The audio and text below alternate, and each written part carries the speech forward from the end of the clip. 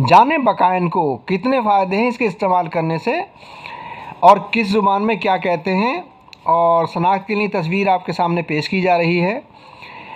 गुजराती में बकानिया, सिंधी में बकायनम, फ़ारसी में बान, बंगाली में घोड़ा नीम, पंजाबी में धीरक, संस्कृत में नीम वृक्ष और कई दूसरी ज़ुबानों में अलग अलग नामों से भी इसको जाना जाता है। बकायन मशहूर दरख्त है। इसके पत्ते, फूल, फल बिल्कुल नीम जैसे होते हैं और इसमें एक बीज निकलता है जो सिया काले रंग का, उस पर पोस्त होता है झिल्ली और जीरे के बराबर वो होता है। तो इसको तोड़ने पर सफ़ेद मगज़ निकलता है उसके अंदर से और ये भी कड़वा होता है इसका जायका, और इसका मिजाज गर्म होता है। और ये मुसफ़्फ़ी खून और मुसफ़्फ़ी खून के अलावा दाफ़े बवासीर और मुजफ़्फ़िफ़ कुरू, कातिल किरम, दाफ़े तप कोना।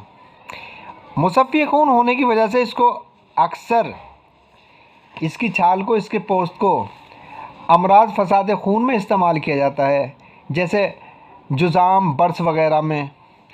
और मुसक्किन दर्द होने की वजह से इसके पत्तों को जोश देकर मुकामे माऊ पर भोंपारा देते हैं और इसकी भुजिया को भी मानते हैं।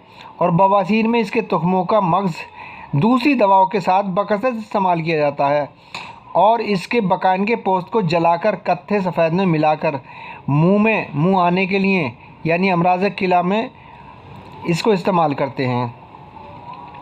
ख़ुसूसन हब्बे कुरा और हब्बे खरातीन के कत्ल और इखराज के लिए भी पोस्त बेग बकाइन का जोशाना पिलाते हैं। तपकोना में और तपचोथिया में भी इसको इस्तेमाल करते हैं कासनी के साथ। आप भी इससे फ़ायदा उठाइए।